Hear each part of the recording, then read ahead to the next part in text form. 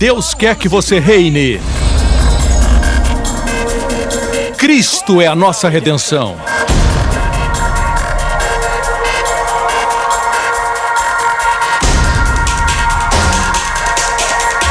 Deus é justo e faz o pecador justo.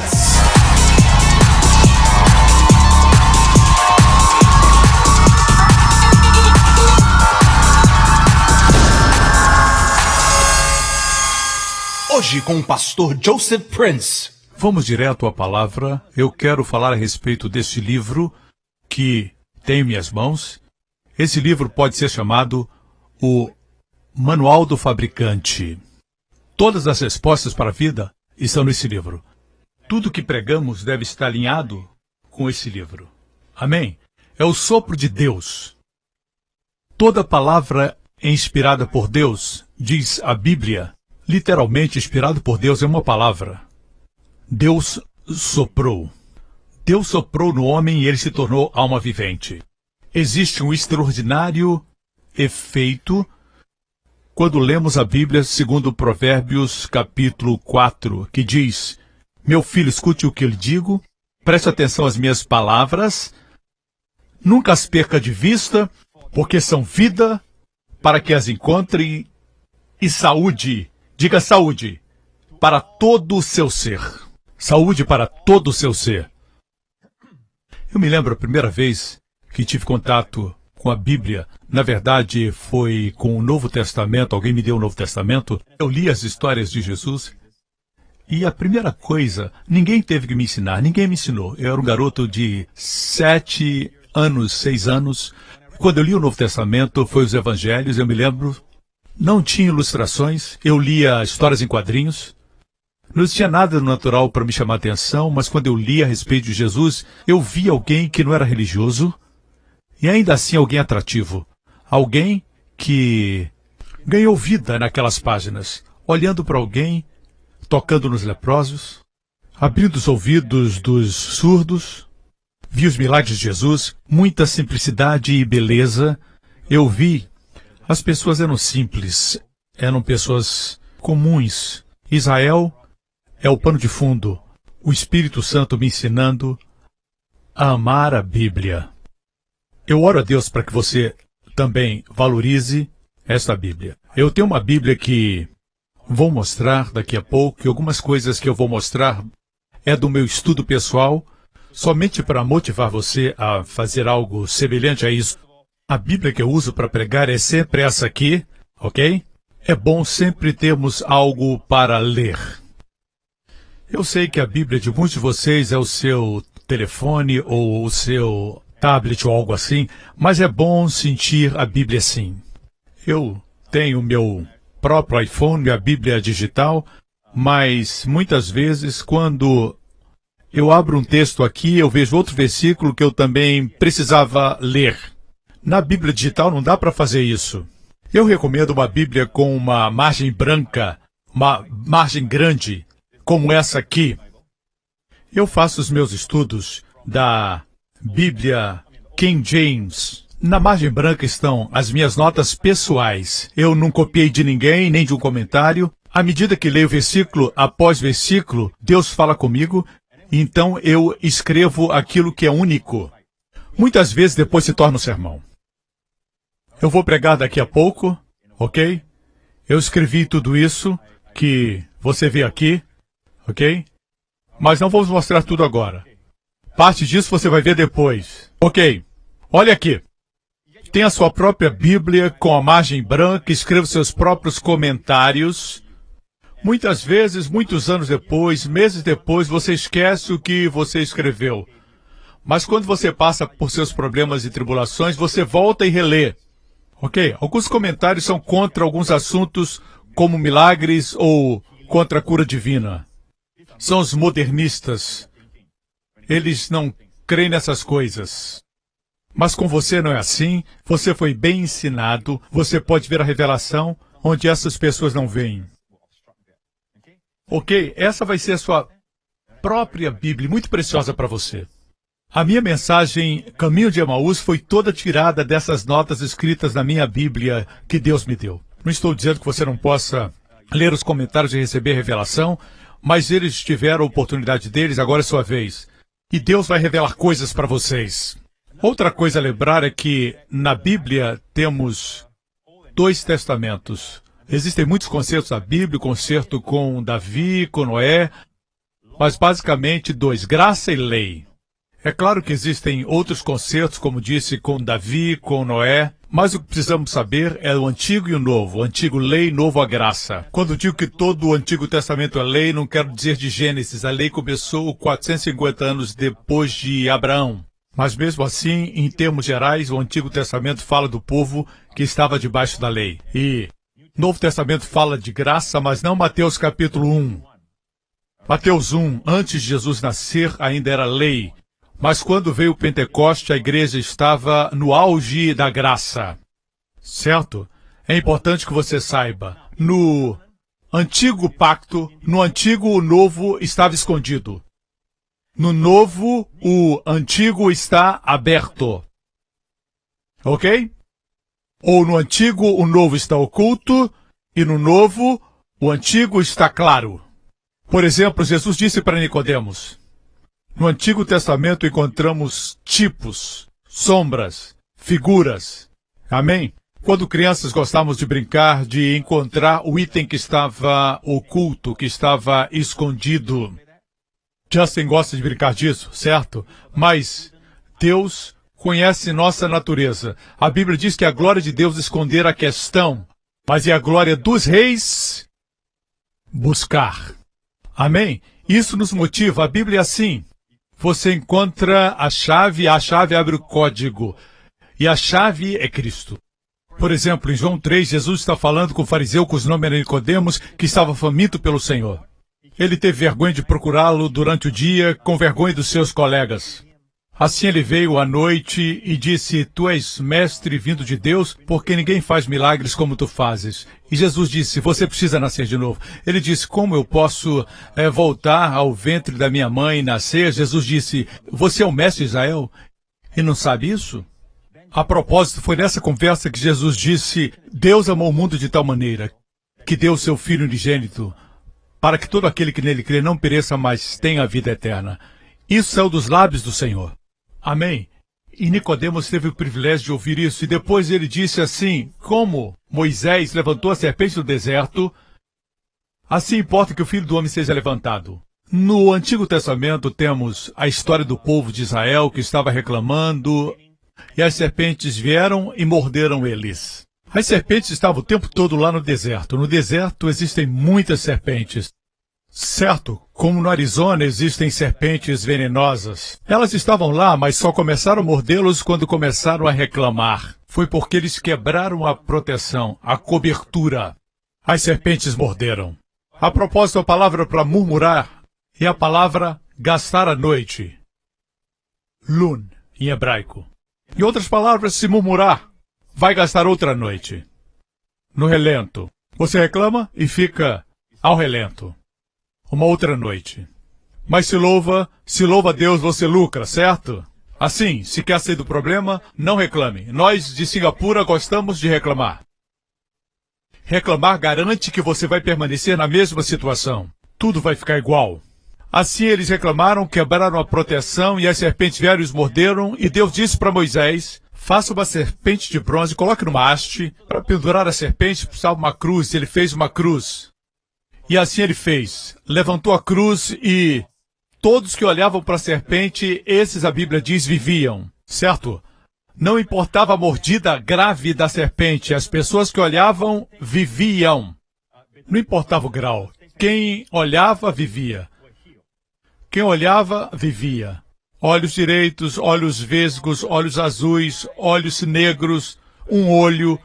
Contanto que olhassem, aqueles que olhavam para os seus machucados, ferimentos, esses que ficavam olhando, esses morriam. Os que olhavam para os sintomas morriam. Quem olhava para longe dos sintomas, olhava para a serpente de bronze, esses viviam.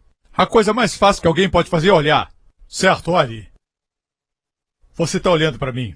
Olhar é a coisa mais fácil. Assim Jesus disse, olhe para a serpente de bronze na cruz. Jesus disse para Nicodemos, isso aconteceu no Antigo Testamento, Jesus disse para Nicodemos, assim como Moisés levantou a serpente no deserto, assim importa que o Filho do Homem seja levantado. Jesus e a serpente de bronze. Alguns gostariam de colocar um cordeiro de bronze na cruz, mas não foi um cordeiro, foi uma serpente. Por quê? Porque Jesus tipifica uma serpente, porque Deus quer que saibamos que na cruz Jesus se tornou o que você é, para que você se torne quem Ele é. Em 2 Coríntios 5:21 diz, Deus tornou o pecado por nós aquele que não tinha pecado, para que nele nos tornássemos justiça de Deus. Amém? Nós vemos nossa enfermidade no seu corpo.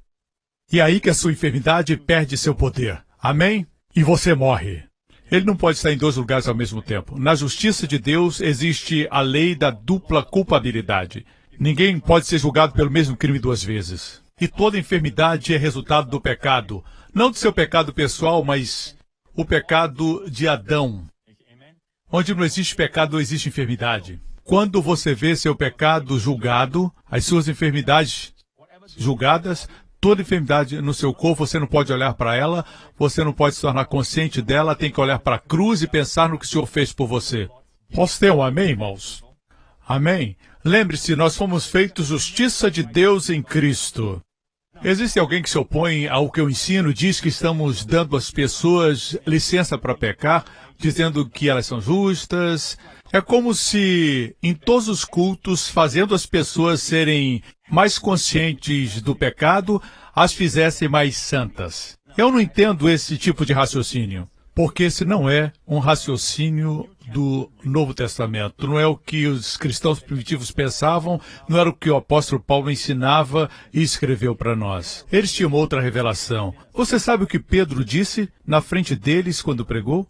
No livro de Atos, ele disse... Vocês negaram o santo, ele disse no rosto deles. E ele tinha negado Jesus alguns dias antes, certo? Mas ele estava tão livre da consciência de pecado que ele pôde dizer para eles, vocês negaram o santo, amém? Esse foi Pedro, aquele que negou Jesus. Eles eram tão livres da consciência de pecado que eles podiam pregar as boas novas. As boas novas da salvação. Como é que Jesus, que não cometeu o pecado, se tornou pecado? Ele recebeu o nosso pecado. Como nós, que não praticamos a justiça, nos tornamos justos? Nós recebemos a justiça dele. Quando Jesus recebeu o nosso pecado, Deus o puniu, Deus o julgou. Quando nós recebemos a justiça de Jesus, Deus nos abençoa, Deus nos favorece. Posso ter um amém? Jesus não merecia se tornar pecado, eu e você não merecemos ser justos, mas ele se tornou pecado e nós nos tornamos justos. Provérbios 17:15 nos diz, o que justifica o ímpio e o que condena o justo, tanto um como o outro são abomináveis ao Senhor. Assim, lembre-se que qualquer que condena o justo é uma abominação. Abominação é uma palavra mais dura do que o pecado. É o pior pecado, a abominação. Agora, e quando você se autocondena? Você foi feito a justiça de Deus em Cristo? Quando você se autocondena, está condenando o justo. É por isso que as coisas não funcionam. Quando você está em autocondenação, parece que as suas orações não são respondidas. Parece que houve um curto. E as suas orações não são respondidas, não quer dizer que você seja uma pessoa má, que tenha motivos escondidos ou esteja vivendo uma vida de pecado. Simplesmente você não está acreditando no que Deus fez por você. Aconteceu uma mudança e você não percebeu. Você está tentando, você está dizendo, eu sou um pecador, quando Deus diz que você é justo. No passado você era um pecador. A primeira parte diz, o que justifica o ímpio. Todos nós éramos pecadores, todos nós. Nós muitas vezes olhamos para os pecados piores, para a prostituta, por aquela mulher da noite, ou por alguém que está vivendo uma vida sem sentido, mas muitos de nós, quando estamos tendo pensamentos pornográficos, pecamos do mesmo jeito, somos iguais aos outros. Para Deus, somos todos pecadores. Alguns sabem esconder, outros não, mas todos nós somos pecadores, todos somos maus. Todos nós tentamos nos justificar, nos auto-justificar. E a gente fala, eu fiz isso, eu fiz aquilo muito bem, eu faço isso bem, mas no fim todos nós estamos tentando justificar o ímpio. A única forma é dizer, eu sou um pecador, e Deus vai dizer, não tem problema, meu filho é um salvador de pecadores. Posso ter um amém? Certo? Se você disser que é justo, ele vai vir dizer para você, eu não vim para você.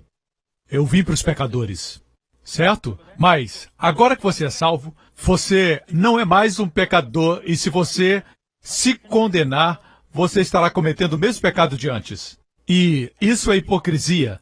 O diabo quer que você pense assim, se você disser como a Bíblia diz, que você é a justiça de Deus em Cristo, você estará sendo uma pessoa hipócrita, porque você sabe o que você fez ontem, você sabe dos seus sentimentos, das suas experiências, você não é justo. Hoje você tinha esses pensamentos na sua mente. Você não é justo. É por isso que essa justiça é pela fé, diz a palavra de Deus. Ninguém vê tão bem como Deus. E Deus vê você uma pessoa justa. Se Deus o declara justo, quem é que pode dizer o contrário? Posso ter um amém? Quando persistimos em nos autocondenar, as coisas não funcionam porque isso é uma abominação. Amém? O mesmo acontece com os outros. Você está condenando outros cristãos? Mas, pastor Prince, ele fez isso, ele fez. Eu sei que ele fez. Mas a declaração de justiça não tem nada a ver com as nossas ações. Não depende das suas obras, sejam elas boas ou mais. Depende da obra de Cristo. Posso ter um amém? Quando você condena o seu irmão, a sua irmã, é abominação ao Senhor. Amém? Me acompanha até aqui? Houve uma mudança, irmãos. E esse é o verdadeiro cristianismo. No livro de Hebreus, no capítulo 10, diz assim, porque tendo a lei a sombra dos bens futuros e não a imagem exata das coisas, nunca pelos mesmos sacrifícios que continuamente se oferecem cada ano no Yom Kippur, os judeus celebravam e ainda celebram até hoje.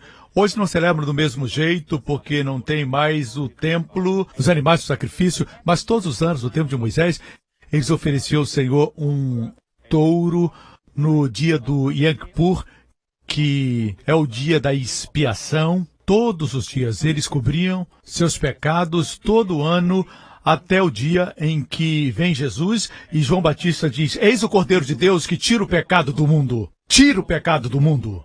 O sangue de touro somente cobria. Era o sangue fraco que somente cobria, como um cartão Visa, que não é dinheiro de verdade, só serve para pagar por um momento, até que Jesus veio. Quando Jesus veio, veio o pagamento total. Posso ter um amém? Mas todos os anos, pelos mesmos sacrifícios que continuamente se oferecem cada ano, pode aperfeiçoar os que eles se chegam. Essa perfeição tem a ver com a consciência, não é comportamento, não é conduta e não são ações. O capítulo anterior fala a respeito da consciência perfeita. Deixe-me explicar. Digamos que eu pedi dinheiro emprestado. Pedi emprestado do pastor Gabriel, que acabou de fazer os anúncios. Eu devo, digamos, $10.000. Eu prometi pagar no mês de abril. O mês de abril chega e eu não pago. Eu então tento evitá-lo. Não porque eu odeie ou porque tenho algum outro problema com ele, mas porque eu tenho a consciência da dívida na minha mente. Quanto mais o vejo, mais eu tenho consciência da minha dívida. Essa é a história da humanidade. Os homens querem tirar Deus de suas mentes por isso, porque a consciência não mente, a consciência está lá. Mesmo que você tenha tentado tirar com a bebida, com as drogas, ela sempre está presente, não tem como fugir dela. Amém? Quando Adão comeu do fruto da árvore do conhecimento do bem e do mal, ali estava a consciência. Amém? Você não consegue fugir da consciência. Você pode tentar afogar, esconder, mas ainda está lá. Você não tem como fugir. Ela diz o que está certo e o que está errado. Amém? Assim sendo, o homem tenta se esconder de Deus e evitá-lo por causa da sua consciência. Mas se alguém viesse a mim e dissesse que a minha dívida foi paga, alguém pagou não $10.000, mas pagou para o pastor Gabriel $1 milhão por minha dívida. Agora o pastor Gabriel lucrou por causa de mim. A próxima vez que eu encontrá-lo, eu vou ter dívida na minha consciência? Claro que não. Eu vou dizer, ô querido, como você está? Tá tudo bem? Eu não vou ter mais medo dele. Da mesma forma, Jesus pagou mais pelo valor dele. É como se fosse o pagamento de uma dívida de 10 mil por 1 milhão. Amém? Por isso que a Bíblia diz que nós temos muito mais na nossa vida cristã, pelo que Cristo fez por nós. Amém? Glória a Deus! Mas tudo depende do mensageiro. Como ele traz a mensagem. Se ele faz de forma clara, de forma completa, que ele traz a mensagem. Isso é vital. Não é como alguém dizendo, alguém pagou a sua dívida, um dinheiro que o senhor devia para o irmão Gabriel, alguma coisa. Infelizmente, é assim que muitos pregadores apresentam o evangelho. Ah, você foi perdoado, mas não foi bem perdoado. Você está salvo, mas talvez você não seja salvo. É um tipo de mensagem que não é segura, não é clara, não é boas novas. Boas novas é dizer que seus pecados foram perdoados por causa daquele homem. Não é porque você é bom ou é mau, é bonito ou é feio. Não olhe para o lado, é só força de expressão. Dizem que é a Trindade Oriental, dizem que é a Trindade Oriental, o bom, o mau e o feio. De qualquer forma, irmãos, Deus quer que vocês saibam que não existe nada contra vocês. Podem vir para casa, Jesus pagou o preço. Posso ter um amém, irmãos? Agora que vocês são justos pelo que Jesus fez, e não por causa de vocês, certo? Quando você é pecador, nada que você faz pode fazer você bom. Porque quando você soma, o peso do seu mal é maior. Sua essência é má. Quando você nasce de novo, você é a justiça de Deus em Cristo. Você pode errar, mas isso não define você. Eu disse, não define você. Você continua sendo a justiça de Deus em Cristo. Amém? Amém! A borboleta era um lagarto que renasceu. Amém? Certo? É uma borboleta. Ela pode cair no meio dos gongolos, do lixo. Ela não volta a ser, ou se torna um lagarto, ou um gongolo de lixo, porque caiu lá. Continua sendo uma borboleta. Você entendeu? Uma barra de ouro é uma barra de ouro. Seu valor é de uma barra de ouro. Mesmo quando é jogada no lixo, ela continua tendo o seu valor de uma barra de ouro. Assim Deus vê você. Quando você peca, eu não estou encorajando você a pecar, claro. O que estou querendo dizer é que é independente das suas ações. Uma vez que você entende que é a justiça de Deus em Cristo e declara isso, você vê milagres na sua vida. Eu tenho muitos testemunhos disso. Estão registrados nos meus livros e também no nosso website, josephprince.com. Você pode ler, os testemunhos estão todos registrados. Eu recebi recentemente o testemunho de um homem que, viciado em drogas e outros muitos tipos de vícios. Ele lista alguns desses vícios e ele tentou se libertar e não conseguiu. Ele leu um dos meus livros e começou a declarar, eu sou a justiça de Deus em Cristo. Sua confissão estava alinhada com aquilo que ele cria e ele disse no princípio ficou pior, mas um dia o seu estoque de drogas acabou. Um dia ele disse, o que é isso? Ei, eu não tenho crise de abstinência. Deus tinha o libertado e ele nem sabia disso. Agora, ele diz que está compartilhando a mensagem com as pessoas que conhece. Alguns têm testemunhado que, apesar de estarem vendo pornografia, eles confessavam, eu sou a justiça de Deus em Cristo. E sabe o que está acontecendo? Muitos estão sendo libertos desse vício. Pastores e líderes têm tentado formas de libertar as pessoas desse vício, dessa escravidão, porque muitos homens estão presos nessa escravidão. É um vício. Não diga que pode deixar a hora que quiser. Muitos fumam e dizem, eu posso parar a hora que eu quiser, mas não podem. Mas a melhor forma, a única forma de se libertar é reconhecer que você não pode, mas Deus pode.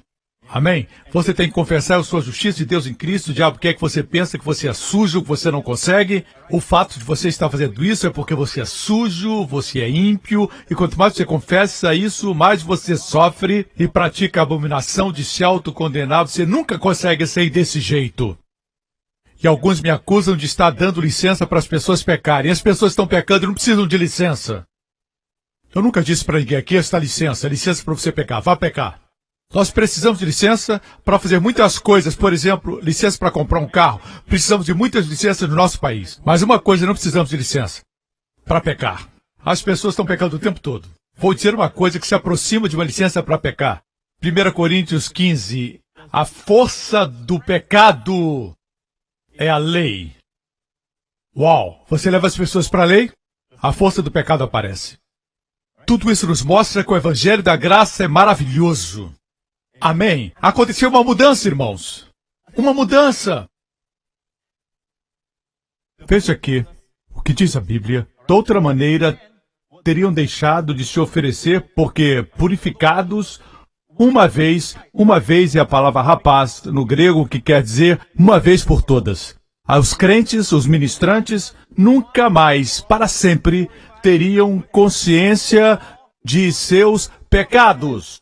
Esse é o verdadeiro cristianismo.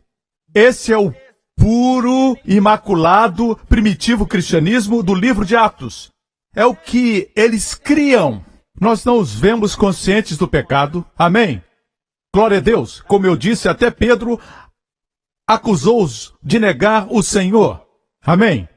Ele era livre da consciência do pecado. Porque quando você está consciente do pecado, você nega o que Jesus fez, como se dissesse, sua obra não foi perfeita, você não fez bem, eu tenho que fazer por mim mesmo. Amém? Tenho culpa. É como se alguém pagou $1 milhão para o pastor Gabriel e eu, de alguma forma, não recebi a notícia, mas está paga. Como a notícia não chegou a mim, quando eu vejo, ainda tenho consciência de dívida. Quantos entendem isso? Infelizmente, os cristãos pensam assim. Muitos acham que têm uma dívida a pagar, continuam pagando, vivem pagando. O passado está perdoado, mas continuam devendo e pagando. Jesus pagou pelos nossos pecados. Amém. Isso não nos dá permissão para pecar. Quantos sabem que quem é muito perdoado, muito ama? E todos digam... Amém. Continuando. Olha o que acontece. Esses sacrifícios são uma recordação anual. Ele contrasta a não consciência do pecado com recordação do pecado. E parece que as pessoas creem assim hoje. Cada culto tem que ser uma recordação dos pecados ou não fizemos nosso trabalho bem. É o oposto do que o verdadeiro cristianismo é.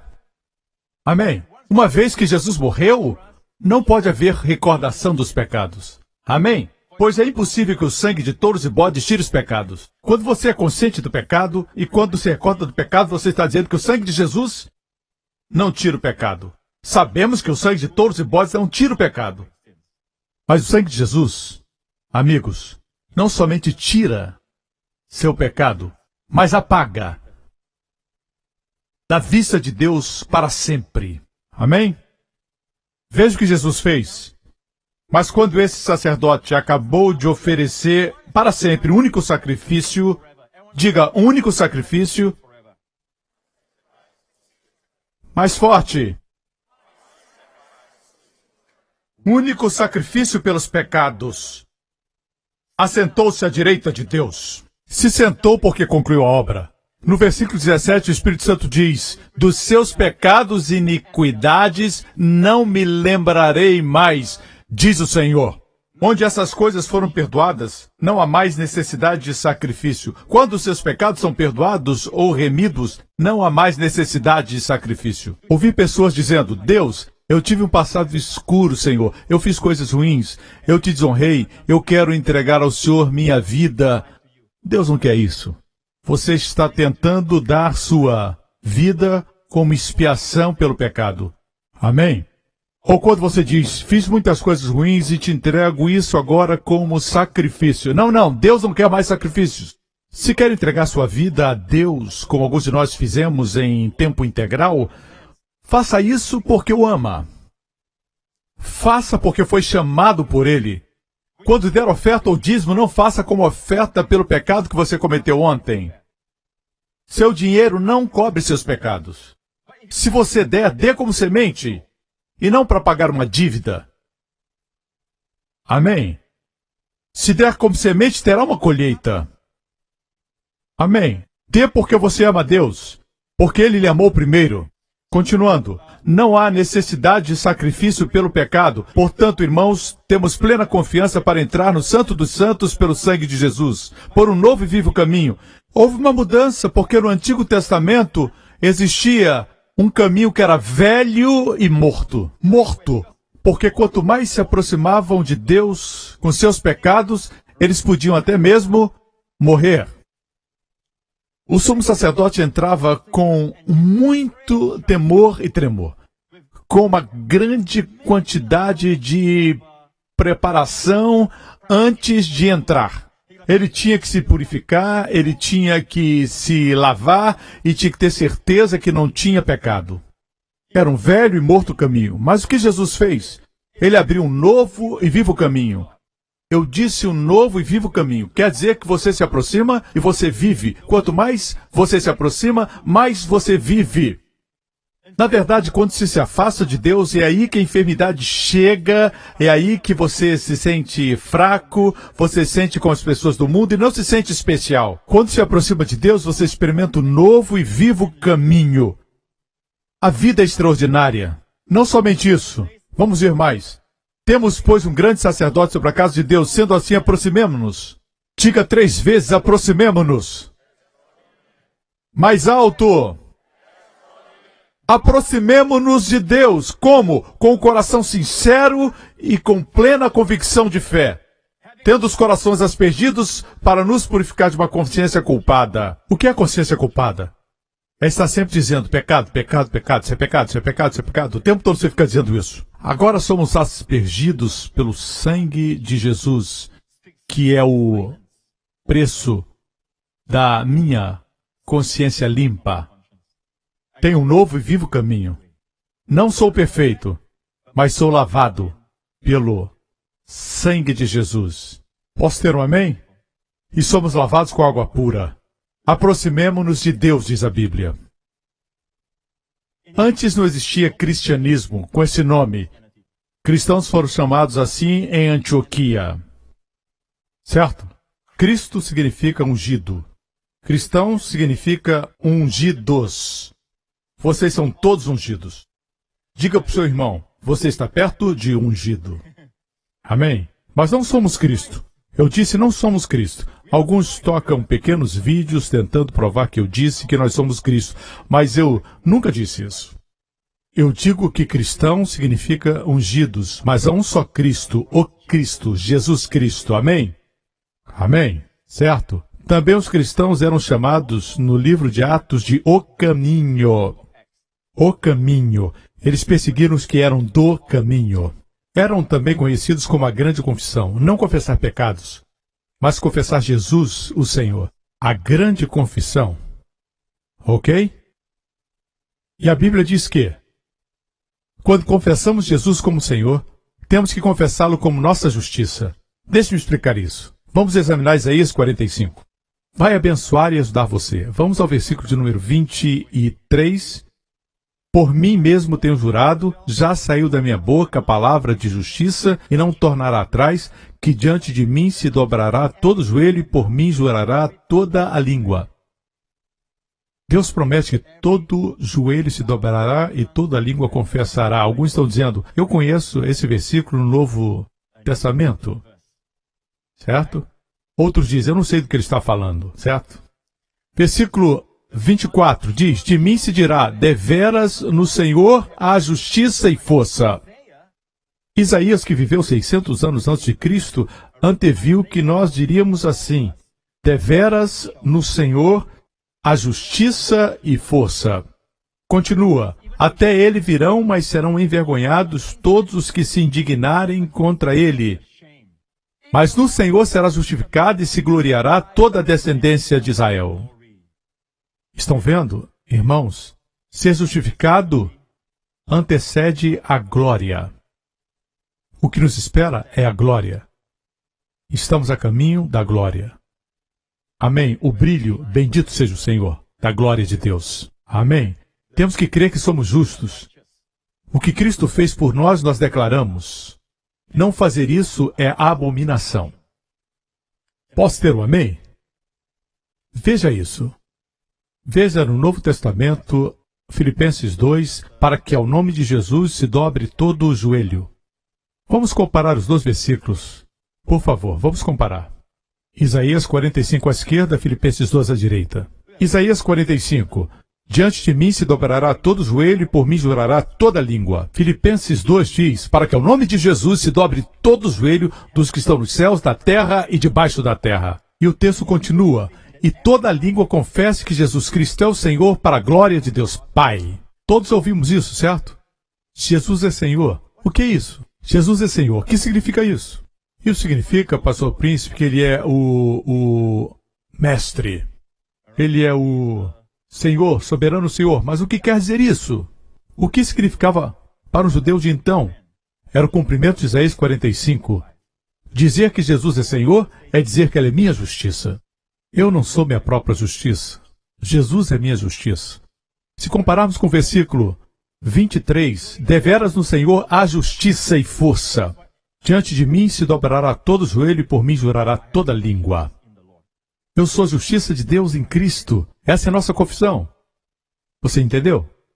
Você percebeu que quando você confessa que Jesus é Senhor, é para a glória de Deus o Pai. E quando confessa, eu sou a justiça de Deus em Cristo, sua glória encontra o Pai. Sabia disso? Você dá glória a Jesus, você dá glória a Deus. Pelo que Cristo fez, você crê nisso, mas o inimigo quer que você diga, você não pode fazer isso. Como é que você pode dizer isso? Outra coisa que eu quero que veja na Bíblia é que no Antigo Testamento você tem o tipo. No Novo você tem o antitipo. Você tem a serpente bronze, o tipo.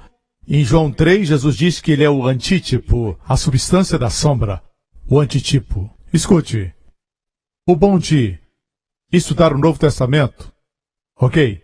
É isso. Quando você estuda o Antigo Testamento, encontra os detalhes do antítipo. No tipo você encontra mais detalhes do que no antitipo. Por exemplo, Jesus disse, como Moisés levantou a serpente no deserto, na sombra, nos tipos, nós temos os detalhes. Por exemplo, a serpente os mordeu. E quem eram os que tinham que olhar? Eram as pessoas boas, santas? Não, eram os doentes, os feridos, os enfermos. Eles eram aqueles que tinham que olhar e eram curados. E eram salvos. Os detalhes estavam no Antigo Testamento. A substância está no Novo.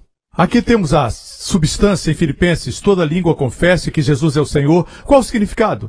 O detalhe está no Antigo Testamento. No Senhor eu tenho justiça e tenho força. Uz, em hebraico, força. A força vem da justiça. No Senhor eu tenho justiça e força. Aleluia! Por exemplo, em Hebreus 6,18. Para que por meio de duas coisas imutáveis, das quais é impossível que Deus minta. Você vê, é impossível Deus mentir. Tem coisas que Ele não pode fazer. Deus não pode e Deus não vai mentir. Sejamos plenamente encorajados, nós que nos refugiamos nele, para tomar posse da esperança a nossa proposta. Veja, esse é o livro de Hebreus, escrito para os judeus, Hebreus. Eles entendiam as figuras e tipos do Antigo Testamento. Nos refugiamos nele. Nós que cremos, nos refugiamos nele. Ele logo pensava nas cidades de refúgio. Deus disse a Josué, no Antigo Testamento, para estabelecer 6 cidades de refúgio, espalhadas por toda a extensão, largura e comprimento de toda a terra de Israel. Se alguém cometesse um homicídio, poderia fugir para uma das cidades de refúgio para que não fosse morto. Na cidade ficava seguro. Jesus é a cidade de refúgio para o culpado.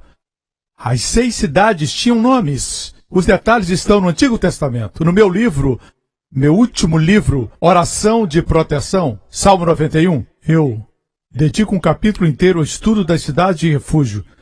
E os nomes são dados lá. Rapidamente, os nomes significam alguém que se abaixa e carrega todos os nós dos seus ombros fortes e nos levanta, seguros, distantes de tudo o que nos fere, persegue e destrói. Nos levanta. Posso ter um amém? É a figura de Jesus carregando suas ovelhas nos seus ombros. As ovelhas não precisam trabalhar, nem andar, somente descansar nos seus ombros fortes. Amém? Ele nos carrega. É uma linda figura. Aqui só temos a ideia de refúgio, como na cidade de refúgio, mas os detalhes disso estão no Antigo Testamento. Por isso temos que estudar o Antigo Testamento. Posso ter um amém? Glória a Deus. Obrigado, Jesus. Vocês estão aprendendo? Mas talvez você diga, não é suficiente dizer que Jesus é Senhor e confessar que somos a justiça de Deus em Cristo. Se não basta para você, eu vou dar um outro versículo. Romanos 10, 9 e 10. Se você confessar com a sua boca que Jesus é o Senhor, o que é confessar com a boca o Senhor Jesus? O que tem para confessar, a Bíblia não diz, não é? E crer em seu coração que Deus o ressuscitou dentre os mortos será salvo. Pois com o coração, aqui vem a revelação, com o coração se crê para a justiça. Você viu? Confessar Jesus como a nossa justiça, essa é a confissão que nos salva.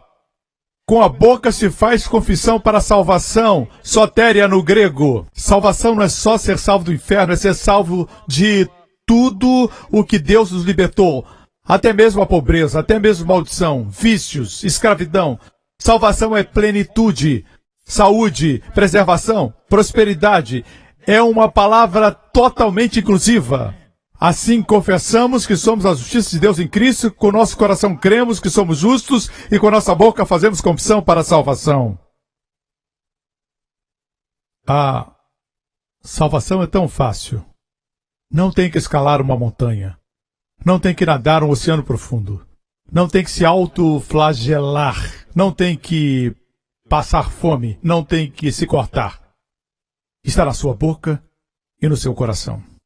Confesse que Jesus é a sua justiça e você será salvo. Amém? Assim espero que tenha entendido que estamos no caminho certo porque houve uma mudança. Deus diz aproximemo-nos e as pessoas se afastam. Obviamente o conceito que tem de Deus está misturado. Deus perdoou? Mas nem tudo está perdoado. Você é salvo? Sim, mas se fizer algo errado ainda vai para o inferno. Certo? É como se dissesse para o meu filho, eu te amo para sempre, mas se fizer alguma coisa errada, eu não vou te amar mais. Não traz segurança. É por isso que somente segurança eterna e alegria podem coexistir. Onde não existe segurança, não existe alegria e nem paz. Assim, deixe para lá essa miserável doutrina de que você pode perder sua salvação. Não importa quem ensina isso. Não é digna do sangue de Jesus. É um ensinamento perigoso. Jesus disse, não pereça. Dizer que o sangue de Jesus salva hoje e você se perde amanhã é diminuir e denegrir o sangue de Jesus e trazer ao nível do sangue de touros e bodes. Isso é abominação. Ok. Glória a Deus, pastor Prince, glória a Deus. Ok. Porque a Bíblia diz, quem nele crer não será envergonhado. Se você perguntar a alguém que coloca esse versículo fora do contexto, você crê nele, você nunca vai ser envergonhado. Você crê? É claro. Você crê em quê? No Cristo histórico. Creio que ele esteve na Terra. Isso é crer? Eu creio que Jesus viveu na Terra. Isso é crer. Creio que Jesus foi um bom homem. Isso é crer. A propósito, aqueles que dizem que Jesus é um bom homem, mas não é Deus, isso é uma contradição. Jesus afirmou ser divindade. Ele disse ser o único caminho. Ele disse muitas coisas. Ou ele é quem ele diz que é, ou é o maior mentiroso da história. Não acredito que ele era mentiroso. Era um bom homem. Um bom homem não diz mentiras. Ou ele é quem ele disse ser, ou ele é um grande mentiroso. Amém? Então, quem é Jesus? Ele é Deus. Amém? Encarnado. Nenhum outro sangue pode salvar. Pensar que ele deixou sua glória e desceu, o único que escolheu onde nascer, ele escolheu nascer numa família pobre. Alguns dizem, não, ele era próspero, mas eu creio que Deus prospera o seu povo, mas nesse caso ele escolheu nascer nessa família pobre, família humilde de Belém. Podia ter escolhido um palácio em Jerusalém, mas escolheu Belém. Eu acho isso muito lindo, saber que ele se sentou onde nós nos sentamos. A Bíblia diz, todo aquele que nele confia, confia em quê? Que ele é Senhor e que ele é a nossa justiça. Esses serão aqueles que não serão envergonhados. Por quê? Porque a justiça não é sua. Se disser, eu fiz isso, eu fiz aquilo, o diabo vai dizer, você fez isso ontem, fez isso semana passada, bem, você é envergonhado. Você diz, não tenho feito isso, não tenho feito aquilo, o diabo diz, mas fez isso, pronto, você é envergonhado. Quando você diz, Jesus é minha justiça, ele tem que brigar com Jesus. E ele não pode. Não será envergonhado. Essa é a única explicação para o versículo 11. Quem confia nele jamais será envergonhado. Ok? Glória a Deus. Estão aprendendo? Aproximemo-nos. Não tenha medo. Precisamos da ajuda de Deus. No mundo em que vivemos hoje, muitos têm medo de se aproximar. Pergunte a você mesmo. Diga, Joseph Prince, por que você tem medo? Você acredita lá no fundo que seus pecados, alguns não são perdoados? Qual o sistema de crenças que você se firma? Qual o sistema de crenças que impedem e atrapalham você para que não se aproxime de Deus? Esse lindo Deus, bondoso Deus, que tem todo o poder para ajudá-lo, por que você tem tanto medo de se aproximar dele? Quando falo aproximar, não me refiro a música especial, tapete vermelho e uma menorá acesa e o pastor Henry cantando uma música. Podemos falar com ele qualquer hora, em qualquer lugar. Isso é aproximar. O que isso tem a ver conosco? Bem, houve uma mudança e muitos discutem essa mudança, certo? A Bíblia diz em João 1,17, porque a lei foi dada por Moisés, a graça e a verdade vieram por Jesus Cristo. Eu disse repetidas vezes. Eu posso enviar-lhe um e-mail, se você vive na América e eu aqui em Singapura, posso enviar-lhe um e-mail. É uma longa distância, da América para Singapura. Ou seja, eu posso enviar de longe. Mas se eu for, estarei mais próximo. É mais pessoal. Note que a lei foi dada à distância. Graça e verdade vieram por Jesus Cristo. Note também que a graça está do lado da verdade aqui. A lei é verdadeira? É verdadeira, mas não é verdade. A lei é verdadeira. É factual, mas não é a verdade que liberta. A graça é a verdade que liberta. Você vê isso? No original é Hased ve'emet, e são sempre juntas, verdade e graça. Vieram por Jesus Cristo. Amém? Amém. Quando Jesus disse para os fariseus e religiosos, conhecerão a verdade e a verdade os libertará, eles eram profundos na lei. Conheciam o Antigo Testamento, os 10 mandamentos, as escrituras hebraicas. O que Jesus quis dizer quando disse conhecerão a verdade? Falava da graça. Ele veio trazer graça. Me acompanham? A lei foi dada por Moisés. Existe contraste, sim. O primeiro milagre público de Moisés, que representa a lei. Deixe-me dizer algo. Como homem, eu aprendo muito com Moisés. Quando ensino sobre liderança, tomo muitas lições de Moisés. Aprendo muito, porque Moisés era um homem extraordinário. A Bíblia diz que ele era fiel em sua casa, como pessoa, mas como tipo, pôde tirar o povo para fora, mas não pôde levá-los para dentro. Precisou Josué para entrar. Josué em hebraico, Yeshua, é o nome de Jesus. Só Jesus pode fazer o povo entrar. Só a graça pode fazer as pessoas entrarem na terra que emana leite e mel. Amém. Assim, como tipo, ele é a lei. A lei de Deus. A lei foi dada por Moisés. Mas graça e verdade vieram por Jesus. O primeiro milagre público de Moisés foi transformar água em sangue, resultando em morte. O primeiro milagre público de Jesus foi transformar água em vinho, resultando em vida e celebração. Posso ter um amém? Você sabe a primeira palavra de Deus para Moisés? A primeira vez que Deus falou com ele? Você sabe o que ele disse? Vamos citar isso. Concluindo. Vamos à história de Moisés? Mas antes vamos ao pano de fundo. Ok? Êxodo 2. E aconteceu depois de muitos dias que, morrendo o rei do Egito, os filhos de Israel suspiraram por causa da servidão. E clamaram, e o seu clamor subiu a Deus por causa da sua escravidão. Oraram, mas não oraram, Pai Nosso que está no céu. Eles clamaram, movidos pela dor. Eram torturados, amém? E como escravos do Egito, eles clamavam, oh! Não era Pai Nosso, era oh! E o clamor deles chegou aos céus. Assim, desse texto tirei uma mensagem que tem como título, o clamor alcança o trono. Um simples clamor alcança seu trono.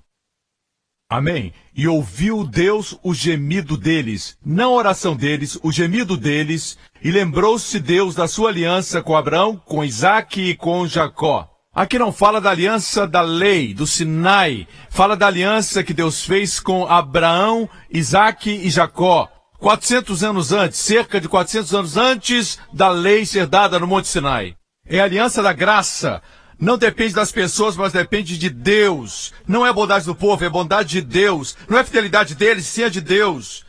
E a forma de ativar a aliança é simples. É só gemer e Deus lembra o conserto. Se fosse por merecimento, eles jamais teriam. Simplesmente gemeram. Agora mesmo existem pessoas que estão sendo curadas. Pessoas estão sendo curadas. Não precisa esperar para ficar de pé. Às vezes a gente espera um processo, ficar de pé. Alguns de vocês entraram sentindo dor. Pode procurar agora que ela subiu. Alguns acordaram com uma forte dor de cabeça. Ela se foi. Alguns tinham febre e não tem mais. Veja, não precisa levantar. Cheque seu corpo e veja se você foi curado. Se não sente mais nada, balance as mãos assim em todo esse auditório. Faça assim e dê glória a Deus. Balance os braços. Continue. Olha isso. Veja. Continue balançando as mãos, glorificando a Deus. Aqueles que estão nas galerias também. Não tem mais sintomas. Não sente mais dor. Dê glória a Deus. Levante as mãos. Continue balançando seus braços. Vocês estão lá em cima na galeria, eu posso ver. Glória a Deus. Você viu? Nós não paramos por orar, mas Deus ouviu o seu gemido. Por isso digo, sempre que vem e a palavra de Deus é pregada, o Espírito confirma aí no banco. Deus confirma aí na sua casa. Quando está exercitando e ouvindo a pregação, é curado. Pare de esperar pela cura. Espere que se manifeste a qualquer momento. Amém? Amém, irmãos? Às vezes peço que fique de pé e receba a palavra da revelação pelo Espírito, mas às vezes temos que entrar no fluir da palavra. Certo? Veja mais uma vez as pessoas que foram curadas. Todos aqueles que foram curados, que não sentem mais os sintomas nem a dor que tinham antes de chegar aqui, façam assim com o braço. Mais uma vez, bem forte. Câmeras, vejam essas pessoas, olhem para o redor e vejam as pessoas que foram curadas. Dê a Jesus a glória e o louvor. Amém? Glória a Deus. Aleluia. Amém.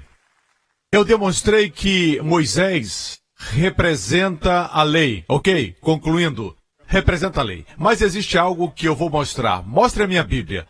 Essa é a revelação que vou compartilhar agora com você. Tudo que estou pregando eu recebi do Senhor e vou compartilhar com você, mas antes disso, vamos ao texto. E ouviu Deus o seu gemido e lembrou-se Deus da sua aliança com Abraão, com Isaque. Eu sinto que alguém está sendo curado agora. Existe alguém que, enquanto eu falei, você disse, eu gostaria de ser curado do meu câncer, está dissolvendo e morrendo. Enquanto eu falo, você gemeu e o Senhor escutou o seu gemido. Esse é o final do seu câncer. Em nome de Jesus, escreva para nós, nos dizendo o que aconteceu. Escreva para nós. Alguém recebeu um claro milagre de cura de câncer. Vá ao seu médico e ele vai se certificar disso, em nome de Jesus. E ouviu Deus seu gemido. No hebraico está muito claro. Deus ouviu o Aleph Tav, seu concerto. Deus se lembrou da aliança com Jesus, o seu filho. Amém? E com Abraão, com Isaque e com Jacó. Agora, continuemos. E viu Deus os filhos de Israel. Aqui mais uma vez, Aleph Tav aparece. No hebraico, Deus olhou Aleph Tav, a assinatura de Jesus, e atentou para eles. Eu gosto de outra versão que diz, e Deus os conheceu, apesar de eles serem escravos, não terem uma oração apropriada, somente gemeram, Deus reconheceu e atentou para eles. A única forma de ativar um concerto incondicional é abrindo seus lábios, mesmo que seja para gemer. Alguns são tão fortes.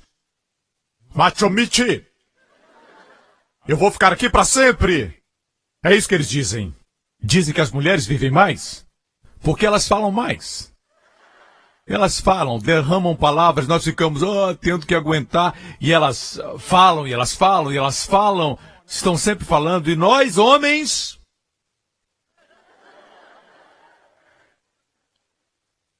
Homens, temos que falar, compartilhar, nos abrir. Mas eu sou baixo, mas abre o coração para Jesus. Veja, Davi, nos Salmos, fala com Deus sobre tudo. Ele diz, Deus, eu odeio essas pessoas, falando dos seus inimigos. Quero que quebre o dente deles.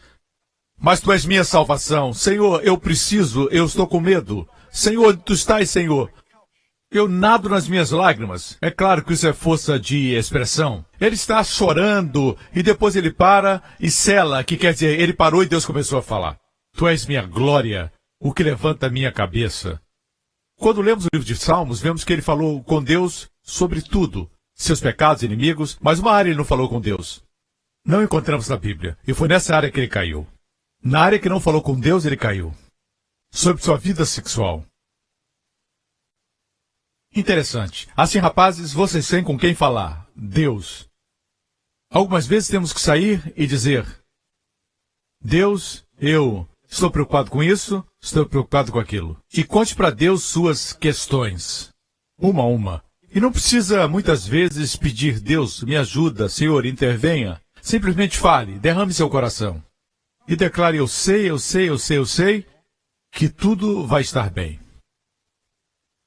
Eu fiz isso e posso comprovar. Tudo que você precisa fazer é abrir seu coração para Deus. Salvação se recebe abrindo a boca. Eles receberam a ajuda de Deus e a salvação foi conquistada com gemidos. Ok? Assim, o que Deus fez e como foram ajudados. Isso está em Êxodo 3. Ora, Moisés estava apacentando o rebanho de Jetro, seu sogro, sacerdote de Midian, e levou o rebanho para trás do deserto e chegou a Horebe, o monte de Deus. Assim que Deus ouviu o clamor deles, Deus atentou e pensou em Moisés. Em outras palavras, quando Deus quer libertar você, quando Deus quer ajudar você, Ele manda uma pessoa. Sabia? No passado, Deus viu seu coração solitário e mandou uma esposa. Hoje, alguns estão dizendo: manda outra. Desculpa. Não é bom que o homem esteja só, mas alguns homens acham bom tirar um tempo sozinhos. Sós. Perguntaram a um homem, há algum tempo, ele era idoso, quase 100 anos, com sua esposa, eram casados, estavam juntos há muito tempo, e perguntaram qual o segredo do sucesso no casamento. O homem disse: bem, nós decidimos que, sempre que tivermos um conflito, um de nós vai dar uma volta, lá fora, e se acalma. Então o segredo do nosso sucesso no casamento é que eu vivo do lado de fora. De qualquer forma, quando Deus quer abençoar, Ele manda alguém. Quando alguém está morrendo, no leito de morte, você quase não escuta dizerem: poxa, não devia ter pedido aquele negócio. Se eu tivesse ligado antes para aquela pessoa, eu teria feito um negócio de $1 milhão. Ninguém pensa em negócios. Ninguém fala da carreira. O que dizem, se arrependem, é: eu devia ter gastado mais tempo com os meus filhos. Ou eu devia ter gastado mais tempo com o meu cônjuge. O que importa são pessoas. Quando Deus deu dons à igreja, Deus deu apóstolos, profetas, evangelistas, pastores, mestres, pessoas. O diabo é um imitador. Quando ele quer amaldiçoar você, quer fazer você tropeçar, ele usa pessoas. Homens, isso aconteceu com Sansão. Sempre tem uma Dalila para um Sansão. Certo? O diabo também envia pessoas. Temos que vigiar e discernir quem são as pessoas que Deus enviou. Amém? Cuidado com pessoas que esvaziam você. Certo? Se estão sempre desgastando você, evite-os. Amém? Procure amigos que renovam você. Amém? Assim, Deus ouviu o gemido e enviou uma pessoa. Ele estava no deserto. Não é incrível que Deus nos encontre em qualquer lugar? Quando o profeta Samuel veio ungir um rei entre os filhos de Jessé, certo? Davi estava no campo. Os outros estavam em casa. Ninguém foi chamá-lo.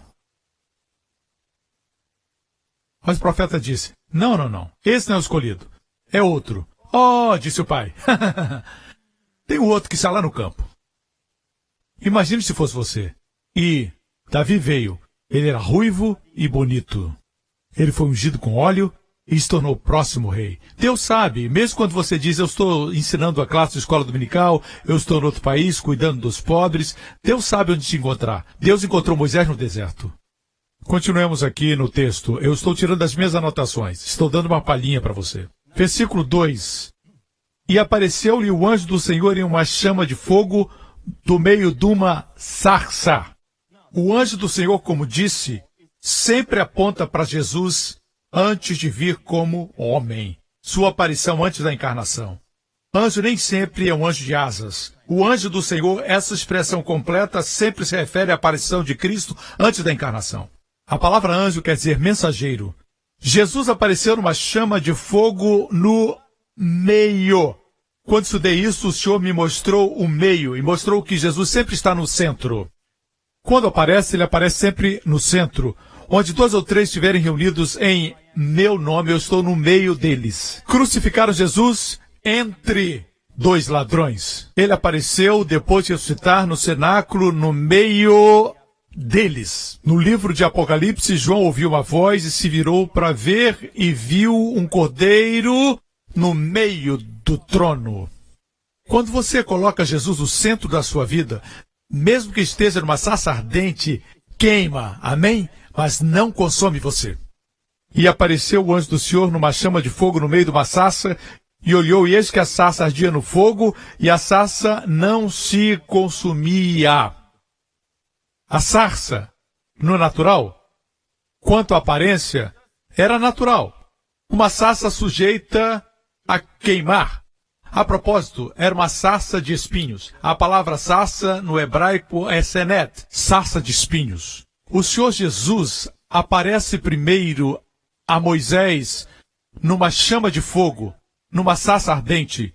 Todos nós, se queremos ser livres do fogo da tribulação, situações difíceis, veja Jesus aparecendo na sarça ardente. E o fogo do juízo de Deus, pelos meus e seus pecados, caiu sobre ele na cruz, ele recebeu uma coroa de espinhos. Na sua cabeça, veja-o no meio, e você não será consumido. Amém? Ele estava no meio. E eis que a sarça ardia no fogo, a sarça não se consumia, e Moisés disse, agora me virarei para lá e verei essa grande visão.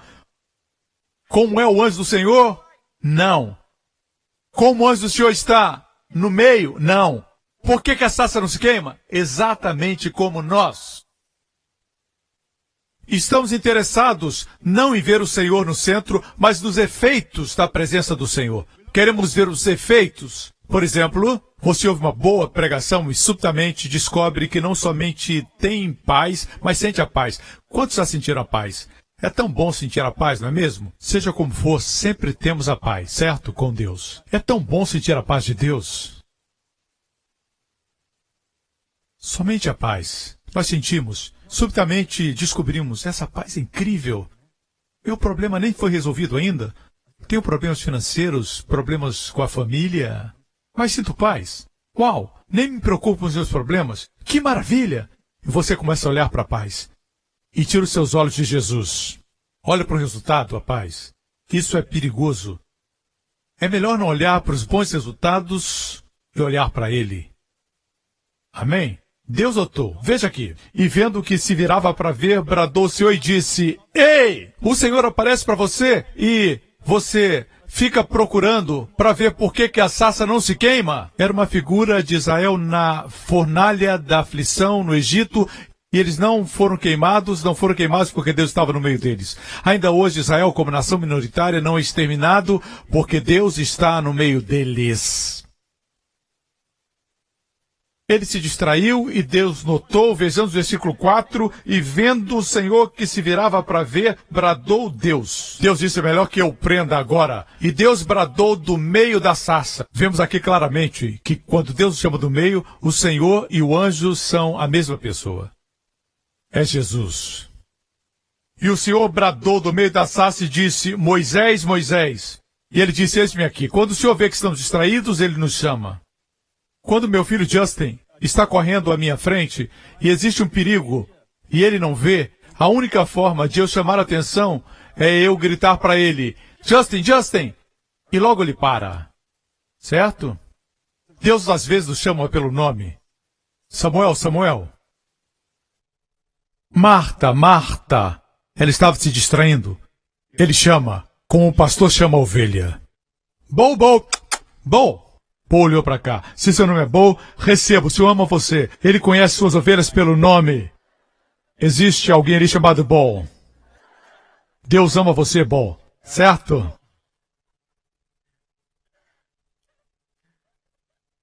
Deus sabia que ele estava distraído.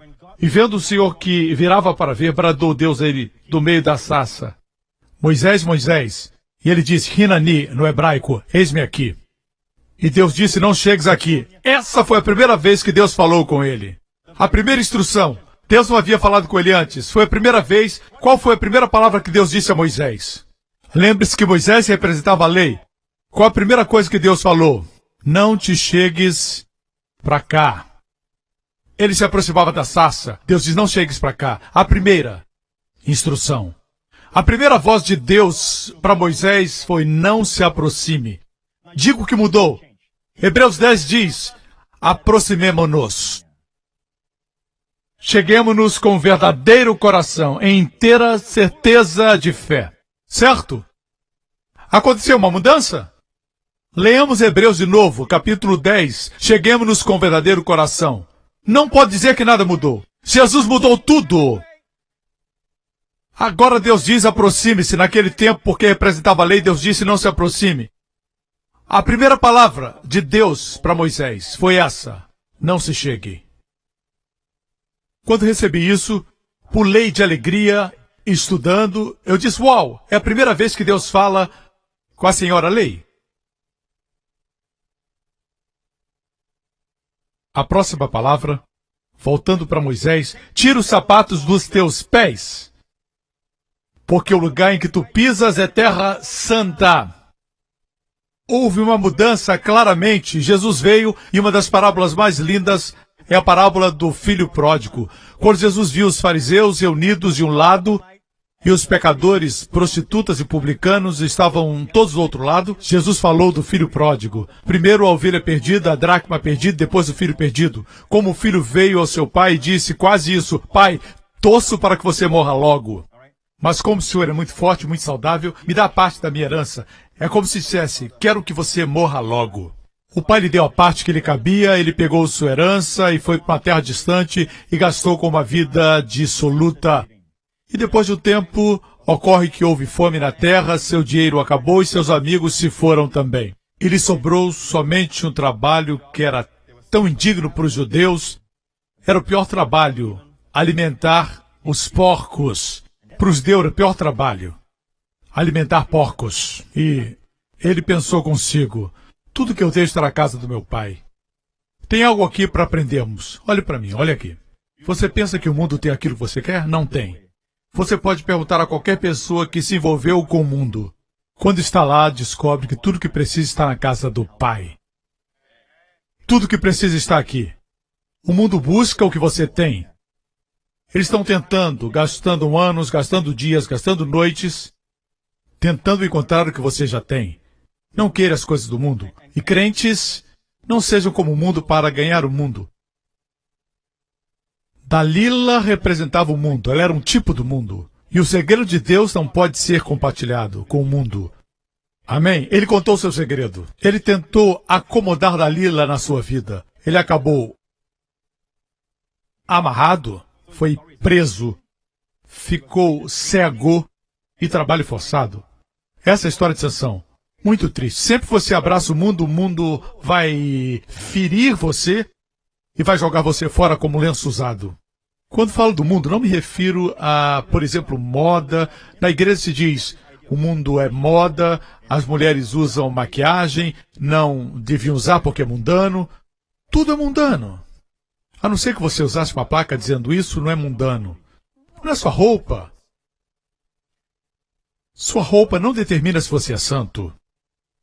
Agora, mundano, o que é mundano? O que é do mundo? O mundo é, na definição bíblica, porque tudo que há no mundo, a concupiscência da carne, a concupiscência dos olhos e a soberba da vida.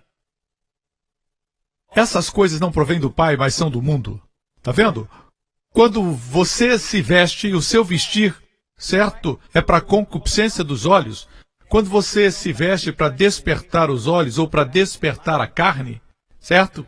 Então, você faz mal a si mesmo. A Bíblia diz assim, que seu atrativo não diz que você não pode vestir-se na moda, mas que o seu principal atrativo deve ser um espírito manso.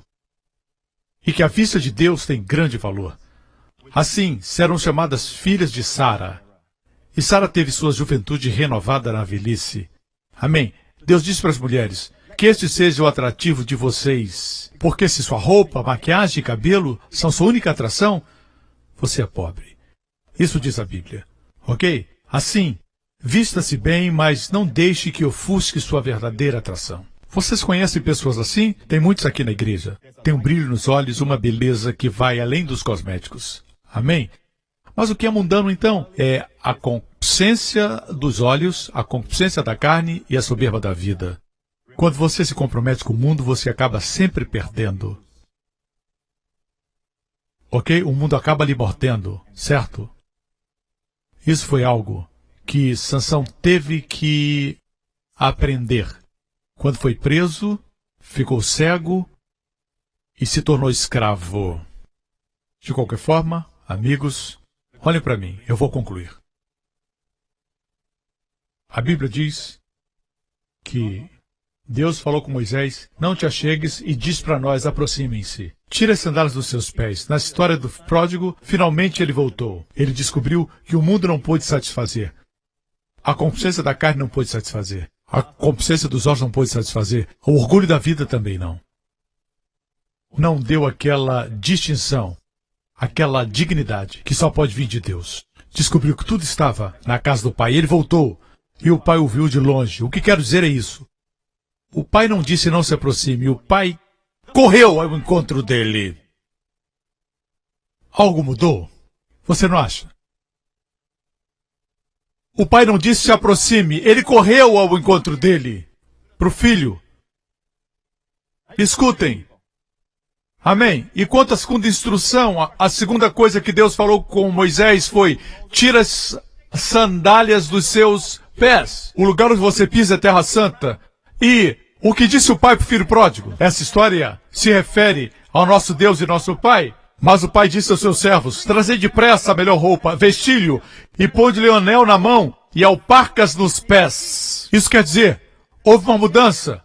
Ponham sapatos nos pés do meu filho. Ele tem o direito de pisar na terra da família. Lá era a terra santa, aqui é a terra da família.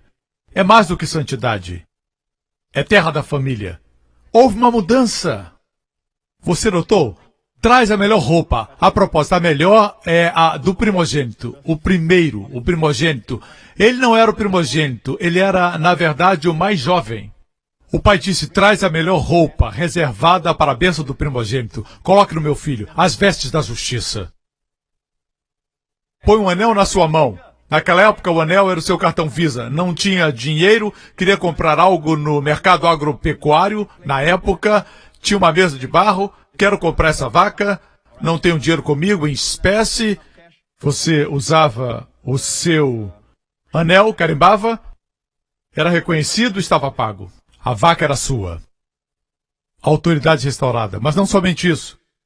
Você notou a propósito que trouxeram roupa, anel para os seus dedos, sandálias para os seus pés, mas não foi ele que colocou nele mesmo. Outros colocaram para ele uma vida de descanso. Enquanto que na lei, em Moisés, você tem que fazer tudo por você mesmo, até mesmo tirar as suas sandálias. Os anjos não foram tirar. Ele que teve que tirar. Mas quando o pródigo voltou, tendo pecado, ele não era perfeito, tinha pecado. Mas quando voltou, o pai disse: põe um anel, põe a roupa, ele não tem que fazer. Os outros tiveram que fazer por ele. Calçaram ele. A única pessoa que calcei foi o meu filho. Certo? Isso demonstra amor. E também as novelas coreanas. O herói se abaixa, coloca o sapato. Você gosta dessa parte, não gosta? Querida. E a música toca no fundo, certo? Demonstra amor, certo? Eles calçaram ele. Não foi ele que se calçou. É isso que eu anotei na minha Bíblia, certo? Recebemos o avivamento estudando a Bíblia assim quando Deus revela. Amém? Amém? É precioso. Deus pode falar com você hoje. Deixe-me concluir. E trazei o bezerro cevado e matai-o. Muitos pensam que o bezerro cevado foi morto atrás da casa, em outro lugar. Mas ele disse: traga o bezerro e matem aqui. O bezerro cevado é uma figura de Cristo. Ele queria que o rapaz soubesse que tudo estava acontecendo porque alguém morreu no lugar dele. E comamos e alegremo-nos. Vamos celebrar, nos alegrar, festejar, disse o pai. Amém? Aleluia, não é maravilhoso? Houve uma mudança? Amém? Deus disse para Moisés: não se aproxime, tire as sandálias, essa terra é santa. Vamos então Em frente, vamos continuar. Disse mais, eu sou o Deus do teu pai, Deus de Abraão, Deus de Isaque, o Deus de Jacó, o Deus dos seus antepassados. E Moisés encobriu seu rosto, porque temeu olhar para Deus. E Deus disse, eu amo isso, tenho visto atentamente a aflição do meu povo, e tenho ouvido o seu clamor por causa dos seus exatores, porque conheci as suas obras. Sabe o que Deus diz para você? Conheço suas dores. Conheço suas dores. Pensa que eu estou longe? Ele conhece suas dores. Vamos continuar. Portanto, eu desci para livrá-lo da mão dos egípcios e fazê-lo subir daquela terra. Eu sublinhei isso na minha Bíblia. Quando eu li, isso chamou minha atenção. Deus desceu para livrá-los, para fazê-los subir a um lugar mais alto. Jesus desceu para livrar-nos da escravidão, da enfermidade e da morte e nos levar para um lugar mais alto. Dizer que a mulher flagrada em adultério que falei outro dia, que trouxeram a Jesus, a Bíblia diz que ela ficou no meio. E Jesus se ajoelhou na frente dela, se ajoelhou e escreveu na terra. Ele se prostrou para libertá-la. E ele a elevou para um lugar mais alto, dizendo, nem eu te condeno. Glorifica o seu nome, irmão. Aleluia! Há uma terra boa e larga. Deus nos leva para uma terra que é apertada e pequena. Sempre boa e larga, que mana leite e mel. Deus poderia ter dito, vou levá-los para um lugar onde existe leite e existe mel. Mana, leite e mel traz a ideia de abundância. Certo? Ele disse para uma terra boa e larga. E Deus continua falando. Vejamos o versículo número 10. Vem agora e te enviarei a Faraó. Então Moisés disse a Deus, quem sou eu que vá a Faraó e tire o povo de Israel do Egito? Quando você é consciente da santidade de Deus, e ele sabia que estava em Terra Santa, a lei sempre faz você autoconsciente, autoocupado. Não farás, não farás, sempre aponta para você. Na graça, Deus diz, eu farei, eu farei. Somos conscientes de Deus. Veja bem, antes de Deus fazer algo, a questão não é quem eu sou, é quem é Deus. Não é minha fraqueza, é a sua força.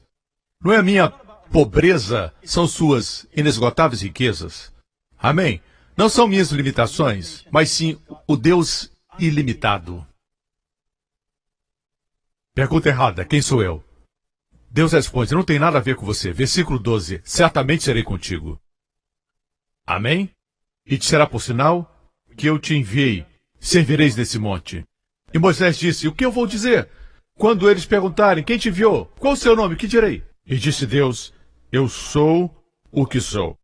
Quando perguntarem, dirás, eu sou, me enviou a vocês. Sabe o que eu sou? Eu sou é um cheque em branco. Diga-lhes, eu sou. Não tem a ver com a pobreza deles. Fala da minha riqueza. Preencha o cheque. Eu sou o que precisar. Você está doente? Eu sou o que cura. Certo? Sua dívida está aumentando cada vez mais. Escreva, eu sou seu provedor. Amém? Está sendo atacado por pensamentos depressivos e não consegue dormir à noite? Então escreva, eu sou sua paz. Seu libertador.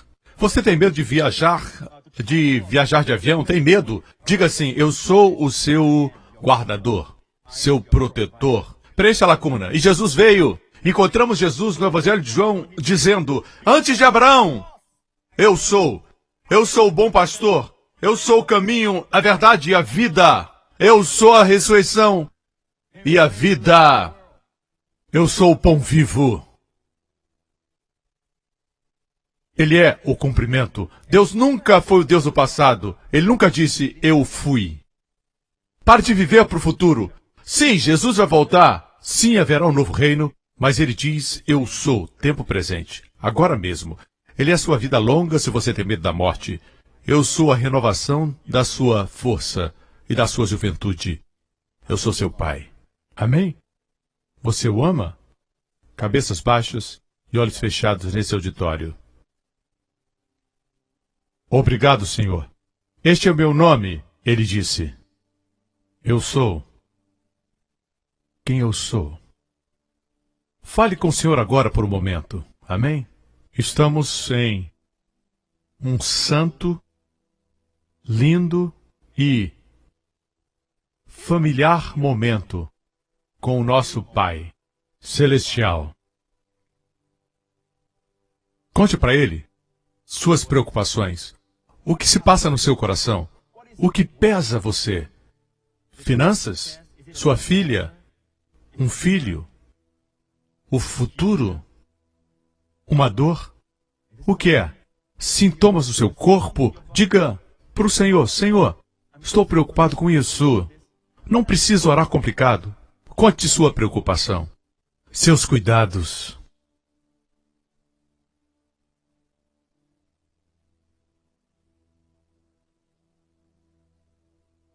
Eu o vejo entregando para você como um cheque em branco. Preencha. Eu sou. Escreva. Seu supridor. Seu provedor. Sua vida, saúde e longos dias. Você pode dizer: mas pastor Prince, você não sabe, a minha situação é ruim, não tem como mudar, a dívida que tenho é impagável, os problemas são muito sérios, eu errei, está feito. Deus pode resolver isso?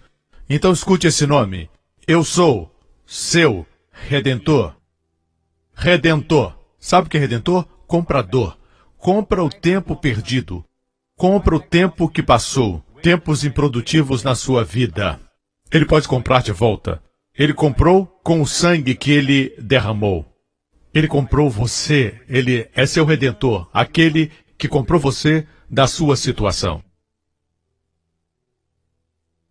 Ele pagou. Preencha a lacuna. Escreva: eu sou seu Redentor. Olhe para ele como seu Redentor. Diga: Senhor, me redime. Redime os anos que foram perdidos. Redime daquela decisão errada que resultou nisso. Você pode pensar que seus filhos são muito grandes para você ensiná-los os princípios da palavra de Deus, mas Deus pode redimir os anos perdidos. Amém? Amém? Receba a paz. Agora, para aqueles que nunca fizeram desse maravilhoso Senhor seu Salvador pessoal, quero dar a oportunidade. Creia no Senhor Jesus e será salvo, e sua casa. Se esse é você, faça essa oração comigo. Diga: Pai Celestial, eu te agradeço pelo seu amor por mim. Agradeço porque mesmo antes de eu te conhecer, o Senhor orquestrava as coisas, trazendo-me para esse lugar, onde meus olhos se abriram. Obrigado, Pai, pela dádiva do seu Filho, meu Salvador e Senhor Jesus Cristo, que morreu na cruz por meus pecados e ressuscitou para minha justificação. Acredito agora que todos os meus pecados foram perdoados completamente na minha vida. Não existem pecados que eu não tenha sido perdoado, Senhor. Ó Pai, muito obrigado por me amar. O Senhor é meu Pai.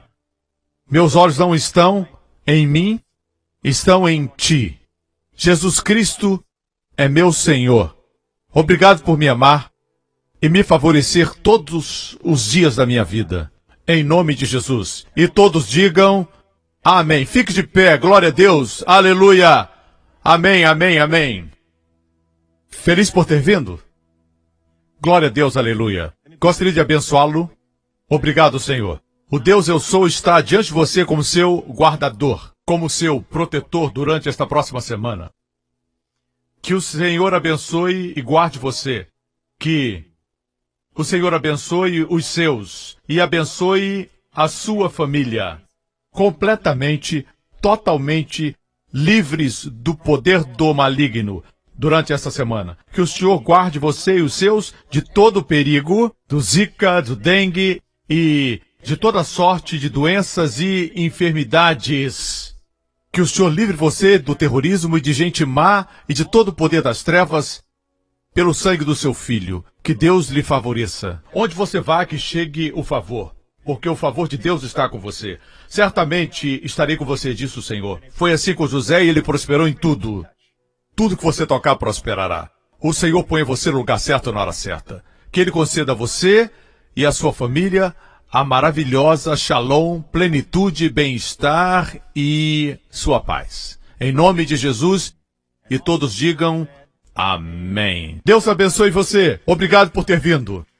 Obrigado por sintonizar no programa de hoje. Esperamos que tenha sido uma bênção para a sua vida. Para mais informações sobre o programa da Igreja New Creation, acesse o site ncctv.org.sg. Lá você poderá se inscrever para receber um devocional diário do pastor Joseph Prince. Seja incentivado e fortalecido todos os dias e saiba o quanto Deus lhe ama através desses devocionais. Acreditamos que seu dízimo pertence à igreja que você frequenta e oramos para que você seja grandemente abençoado, altamente favorecido e profundamente amado.